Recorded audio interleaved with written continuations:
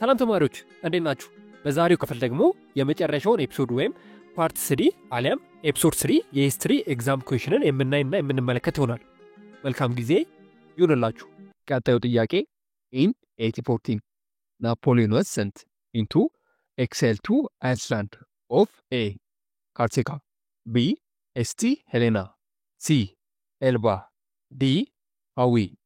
የዚህ ጥያቄ ደግሞ ሐሳብ በ1814 በተለይም ናፖሊዮን ከተሸነፈ በኋላ ወደ የትኛው ደሴት ተልኮ ነበር ነው የሚለው፣ ወይም በግዞት ወደ የትኛው ደሴት ርቆ እንዲሄድ ተደርጎ ነበር ነው የሚለው። የዚህ ጥያቄ ትክክለኛ መልስ ሊሆን የሚችለው ሲል ያለው ኤልባ ነው። በተለይም ናፖሊዮን በአውሮፓውያን አንድ ላይ በመተባበር ካሸነፉት በኋላ ተመልሶ አውሮፓን እንዳያሸብር ተመልሶም ለተለያዩ የአውሮፓ መንግስታት ፈተና እንዳይሆን ተብሎ ወደ ሩቅ የሆነ አይስላንድ ወይም ደሴት ተልኮ ነበር። ያቺ ደሴት ደግሞ ኤልባ በመባል ትጠራ ነበር ማለት ነው። አብዛኛው ተማሪ የዚህ ጥያቄ ትክክለኛ መልስ የሚመስለው ኮርሲካ ነው። ኤል የተሰጠው አማራጭ ማለት ነው። ኮርሲካ ናፖሊዮን የተወለደበት ቦታ እንጂ በግዞት የሄደበት ቦታ አይደለም። ስለዚህ በዚህ ምክንያት ኤ ኮርሲካ አይሆንም። ቢን በምንመለከትበት ጊዜ ቅድስት ሄሌና ናት። ኤ ቦታ ደግሞ ናፖሊዮን በግዞት የተላከበት ቦታ ሲሆን ናፖሊዮን ለመጨረሻ ጊዜ ህይወቱ ያለፈበት ቦታ እዚህ አካባቢ ነው። ስለዚህ በዚህ ምክንያትም ቢ አይሆንም ማለት ነው። የዚህ ጥያቄ ትክክለኛ መልስ ሲ ኤልባ ይሆናል። Which of the following the achievement of Napoleon? A. He set up government for France. B. He codified French law. C. He started system universal education. D. All. ናፖሊዮን ፈረንሳይን ባስተዳደረበት ዘመን ማለትም ከ1799 እስከ 1815 ህይወቱ እስከሚያልፍበት ድረስ ፈረንሳይን በመራበት ጊዜ ምን አይነት ነገሮችን አድርጓል ወይም ለፈረንሳይ ምን አይነት ጥቅሞችን ኮንትሪቢዩሽኖችን አድርጓል የሚለው የዚህ ጥያቄ ሐሳብ። የዚህ ጥያቄ ትክክለኛ መልስ ዲ ኦል ይሆናል። ናፖሊዮን ፈረንሳይን በሚያስተዳድርበት ጊዜ በፈረንሳይ ታሪክ ውስጥ እጅግ በጣም ትላልቅ የሆኑ ለውጦችን ወይም የተለያዩ የሆኑ ኮንትሪቢዩሽኖችን አድርጎ ነበር።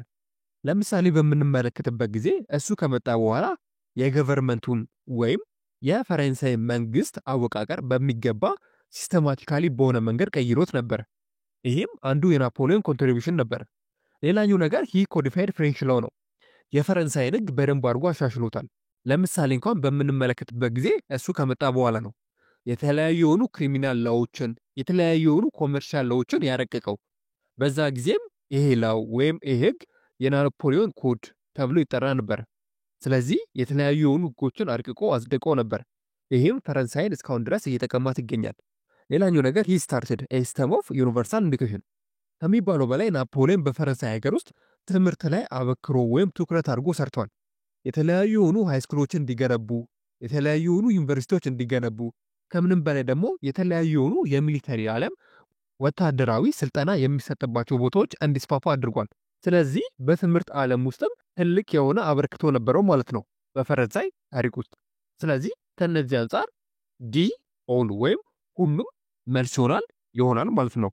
All but one was not conquered by Napoleon in 1810. A. Belgium, B. Britain, C. Turkey, D. Russia። ከተሰጡት አማራጮች መካከል ናፖሊዮን በ1810 ያልወረራት ወይም ኮንከር ያላረጋት ሀገር የትኛው ነው የሚለው። የዚህ ጥያቄ ትክክለኛ መልስ ቢ ብሪቴን ነው።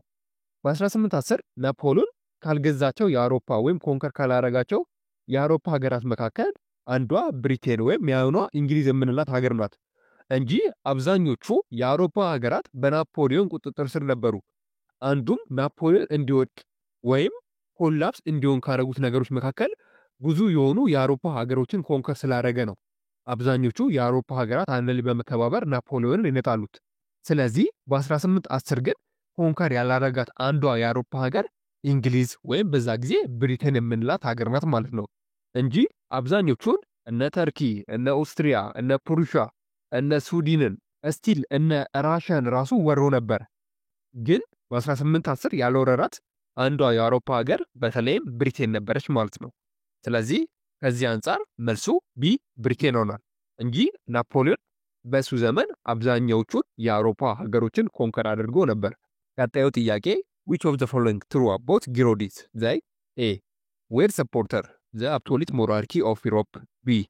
Initiated the revenge of the terror. Stop the revolution. C. Were defeated and replaced by Jacobins. D. Established Protrain dictatorship in France. ይህ ጥያቄ የሚለው ስፔሻሊ የፈረንሳይ ሪቮሉሽን ላይ የተወከረ ጥያቄ ነው። በፈረንሳይ ሪቮሉሽን ጊዜ እንደምታስታውሱት ሁለት ግሩፖች ነበሩ። እነዛ ሁለት ግሩፖች ወይም ሁለት ፓርቲዎች ጊሮዲንስ እና ጃኮቢንስ እየተባሉ ይጠራሉ። ይህ ጥያቄ ደግሞ የሚለው ስለ ጊሮዲንስ ትክክል የሆነው ከተሰጡት አማራጮች መካከል የትኛው ነው የሚለው። የዚህ ጥያቄ ትክክለኛ መልስ ሲል ያለው ነው were defeated and replaced by the Jacobins። የጃኮቢንስን ግሩፖች ወይም ፓርቲዎች በማሸነፍ ነበር ወደ ስልጣን የመጡት ማለት ነው። ሌላው ኤ ላይ ቢ ላይ እና ዲ ላይ ያለው ምርጫ ግን ስለ ጃኮቢንስ ትክክለኛነት አይገልጽም ወይም ትክክል አይደሉም። ለምሳሌ ይህን በምንመለከትበት ጊዜ ዌር ሰፖርተር ዘ አብሶሉት ሞናርኪ ኦፍ ዩሮፕ ስፔሻሊ ለአብሶሉት ሞናርኪ ምንድነው የሚባለው ለዲክታተርሺፕ ለአምባገነንነት ዩሮፕ ስላሉ ሰፖርት ያደርጋሉ ይደግፋሉ ነው የሚለው። ይህ ትክክል አይደለም። ጃኮቢንስ ቢሆን ትክክል ነበር። ጃኮቢንስ ከሚባለው በላይ ዲክታተር የሆነ ፓርቲ ወይም ግሩፕ ነበር። ነገር ግን ጊሮዲንስ እንዲህ አልነበሩም። ስለዚህ በዚህ አንጻር ከተሰጡት አማራጮች መካከል ስለ ጊሮዲንስ ትክክለኛ የሚሆነው ሲ ላይ የተሰጠው አማራጭ ነው ማለት ነው። ቀጣዩ ጥያቄ what was the outcome of the battle of Waterloo? A. withdrew Napoleon first from Russia. B. victory for France over Europeans. C. defeat and exile of Napoleon to St. Helena. D. rise of Napoleon power. የዚህ ጥያቄ ሐሳብ በባትል ኦፍ ዋተርሎ ምንድነው የተከሰተው? ምን አይነት አውትካም ነበረ? ወይም በዚህ ባትል ላይ የተደረገው ጦርነት ምን አይነት ሪዛልት አምጥቷል? ወይም ምን አይነት ውጤት ነበረው ነው የሚለው። የዚህ ጥያቄ ትክክለኛ መልስ ቢ ላይ ያለው ነው። ማለትም ቪክትሪ ፎር ፍራንስ ኦቨር ኢሮፓላንስ። ፍራንስ በኢሮፕ ተባብረው የተሸነፈችበት ባትል ዋተርሎ ይባላል። ይህ ባትል በ1814 ወይም በ1815 አካባቢ የተካሄደ ባትል ነበር። በዚህ ባትል ላይ የናፖሊዮን ሰራዊት ማለትም የፈረንሳይ ሀገር በአውሮፓውያኖች ተሸንፈው ነበር።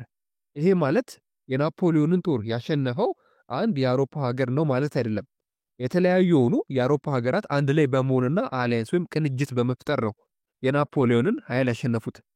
ለምሳሌ በምንመለከትበት ጊዜ ከዚህ አሊያንስ ውስጥ ወይም እዚህ ግሩፕ ውስጥ ከነበሩ ሀገራት መካከል እነ ብሪቴን፣ እነ ስዊድን፣ እነ ፕሩሺያ፣ እነ ኦስትሪያ፣ እነ ራሽያንም ጨምሮ አንድ ላይ በመሆን ነበር በባትል ኦፍ ዋተርሎ የናፖሊዮንን ጦር ያሸነፉት ማለት ነው።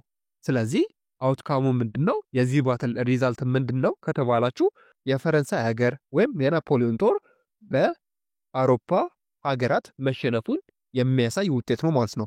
ስለዚህ ትክክለኛው መልስ ቢ the victory of France over Europe alliance ይሆናል ማለት ነው። Which of the following marked the real beginning of the French Revolution in 1789? A. the formation of the National Guard. B. the storming of Basel Hill. C. the uprising of August 1792. D. the execution of Louis 17. የዚህ ጥያቄ ደግሞ ሐሳብ እውነት የፈረንሳይ ሪቮሉሽን መነሻው ምንድነው? ሪል ምክንያቱ የፈረንሳይ ሪቮሉሽን እንዲጀመር እጅግ በጣም ብዙ የሆኑ ምክንያቶች ወይም ኮዞች አሉ። ነገር ግን ከነዛ ምክንያቶች መካከል ሪል የሆነው በቃ የፈረንሳይ ሪቮሉሽን እንዲጀመር እንዲቀጣጠል ያደረገው ምክንያት ምንድነው ነው የሚለው። የዚህ ጥያቄ እጅግ በጣም ቀላል ነው። ቢ ላይ ያለው ዘ ስትሮሚንግ ኦፍ ዘ ባዛል ሂል ይሆናል። የፈረንሳይ ሪቮሉሽን እንዲጀመር እጅግ በጣም ብዙ ምክንያቶች ቢኖሩም ወይም ብዙ ኮዞች ቢኖሩም ነገር ግን ሪቮሉሽኑ በቃ ተርኒንግ ፖይንት የሚባለው ወይም ሪቮሉሽኑ እንዲጀመር እንዲቀጣጠል ያደረገው ምክንያት ዘ ስትሮሚንግ ኦፍ ዘ ባዛል ሂል ነበር። ስለዚህ ትክክለኛው መልስ ቢሆናል። ለምሳሌ እኮ በምንመለከትበት ጊዜ የፈረንሳይ ሪቮሉሽን እንዲጀመሩ ካደረጉ ምክንያቶች ሌሎች ምክንያቶች መካከል የፈረንሳይ ወታደሮች በአሜሪካ ጦርነት ተሳትፎ መምጣታቸው፣ የዛኔ ደግሞ አሜሪካ ኢንዲፔንደንት ስለሆነች የፈረንሳይ ወታደሮችም ለሀገራቸው እሱን መመኘታቸው እና ሌሎችም ብዙ ምክንያቶች አሉ። ነገር ግን የፈረንሳይ ሪቮሉሽን እንዲጀመር ወይም እንዲቀጣጠል ተርኒንግ ፖይንቱ ወይም ሪል የሆነ ምክንያቱ ግን ዘ ስትሮሚንግ ኦፍ ዘ ባዛል ሂል ይሆናል ማለት ነው። ይሄ ነገር እንደተፈጠረ ነው በፈረንሳይ ሀገር ውስጥ ትልቅ የሆነ ሪቮሉሽን እና ቀውስ የታየው ማለት ነው። ዱሪንግ ዘ ፍሬንች ሪቮሉሽን ሪፕሬዘንታቲቭ ኦፍ ዘ ሰርድ ስቴት ቱክ ዘ ኔም ኢን ጁን 1789። ኤ the legislative assembly B the state of general C the national assembly D the directory የዚህ ጥያቄ ደግሞ ሐሳብ በ1789 እዚህ የሚላቸው ከሆነ ሰርድ ስቴቶች ወይም ሶስተኛው ስቴቶች የሚባሉ አንድ የሆነ ሚቲንግ ወይም እንደ ስብሰባ ነገር አድርገው ነበረ በ1789 ሶ ያህን ነገር ምን ብለውታል ወይም ስማቸውን ምን ብለው ቀይረውታል ነው የሚለው የዚህ ጥያቄ ትክክለኛ መልስ ሲ ላይ ያለው the national assembly ነው በ1789 ሰርድ ስቴቶች አንድ ላይ ከተነጋገሩ ወይም ሚት ካደረጉ በኋላ ስማቸውን ናሽናል አሴምብሊ ብለውት ነበር ስለዚህ ትክክለኛው መልስ ሲ the national assembly ይሆናል in November 1799 Napoleon Bonaparte came to power in France A guerrilla war B democratic election C complete D succession የዚህ ጥያቄ ሐሳብ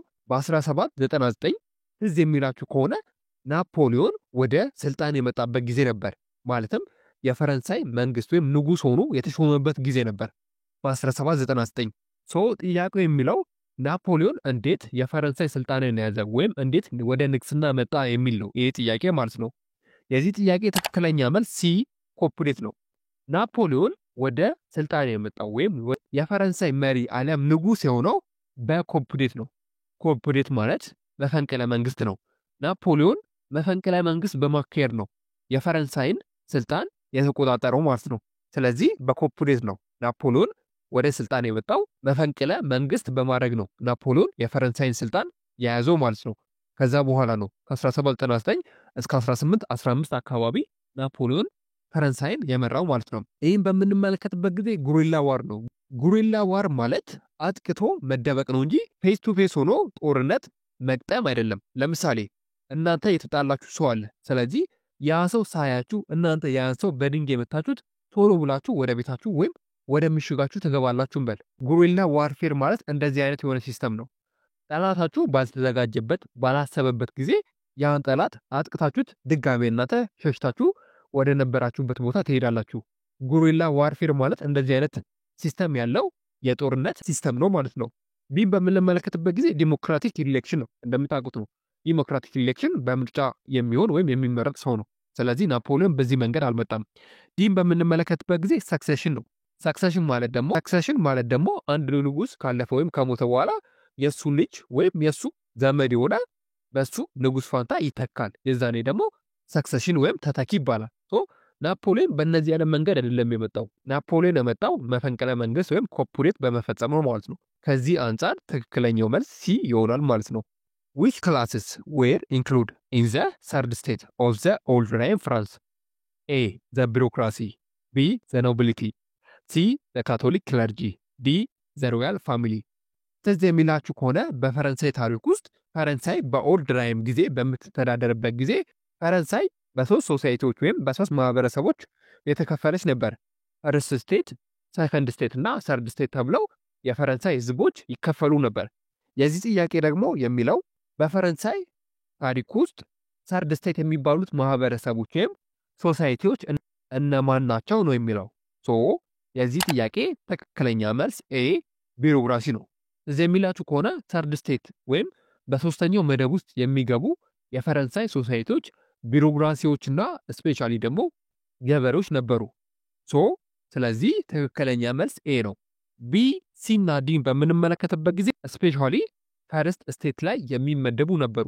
የተለያዩ ሮያል ፋሚሊዎች የተለያዩ ክለርጂዎች በመጀመሪያው መደብ ላይ ይመደቡ ነበር ማለት ነው በሶስተኛው መደብ ላይ ይመደቡ የነበሩት ግን አብዛኞቹ የፈረንሳይ ማህበረሰቦች ፒዛንትና ቢሮክራሲዎች ነበሩ ስለዚህ ከዚህ አኳያ ትክክለኛ መልስ ኤ the bureaucracy ይሆናል ማለት ነው in the political in French from the middle of the 17th century to 1789 was called by A old time B Napoleon era C first republic D dictatorship የዚህ ጥያቄ ሐሳብ በ1789 ፈረንሳይን ያስተዳድር የነበረው ማን ነው የሚባለው በ1789 በፈረንሳይ ውስጥ ምን ተካሂዶ ነበር ወይም ፈረንሳይን ያስተዳድር የነበረው ገዢ ማን ነው የሚለው ሶ የዚህ ጥያቄ ትክክለኛ መልስ ኦልድ ታይም ነው ስለዚህ በ1779 አስታውሱ ፈረንሳይን ይገዛ የነበረው ኦልድ ታይም ነበር ማለት ነው ናፖሊዮንን በምንመለከትበት ጊዜ የናፖሊዮን ኢራ ከ1799 እስከ 1815 የነበረ ነው እንጂ 1789 ላይ የነበረ አይደለም። ናፖሊዮን ከ10 ዓመት በኋላ ነበር የመጣው። ማለትም በ1799 ነበረ ስልጣን የያዘው እንጂ በ1789 አይደለም ስልጣን የያዘው። ከዚህ አንጻር ትክክለኛ መልሱ ኦልድ ራይም ነው። አስታውሱ፣ ኦልድ ራይም የሚባለው በፈረንሳይ ታሪክ ውስጥ 1789 ላይ ነው። ይህ ጥያቄ እጅግ በጣም በተደጋጋሚ የተለያዩ ፈተናዎች ላይ ስለሚመጣ ማለት ነው። የመጨረሻው ጥያቄ the number of American states that joined the Union were A 52 B 13 C 33 D 22። ይህ ጥያቄ ደግሞ የሚለው ስፔሻሊ የአሜሪካ ኢንዲፔንደንት ዋር ላይ የአሜሪካ ግዛቶች ስንት ነበሩ፣ አንድ ላይ በመሆን ዩኒየን የፈጠሩት ስንት ግዛቶች ነበሩ ነው የሚለው። የዚህ ጥያቄ እጅግ በጣም ቀላል ነው። ቢ 13 ነው። እንደሚልካችሁ ከሆነ የአሜሪካ ኢንዲፔንደንት ዋር የአሜሪካ 13 ኮሎኒዎች በብሪቲሾች ሲያዙ ወይም ቀኝ ሲገዙ ከብሪቲሽ አገዛዝ ለማምለጥ ወይም ከብሪቲሽ አገዛዝ ነፃ ለመውጣት 13 ኮሎኒዎች ወይም እነዚህ 13 ኮሎኒዎች አንድ ዩኒየን መስርቶ ነበረ። ዩኒየኑን የመሰረቱት ስንት ግዛቶች ወይም ስንት ስቴቶች ናቸው ነው የሚለው ጥያቄ።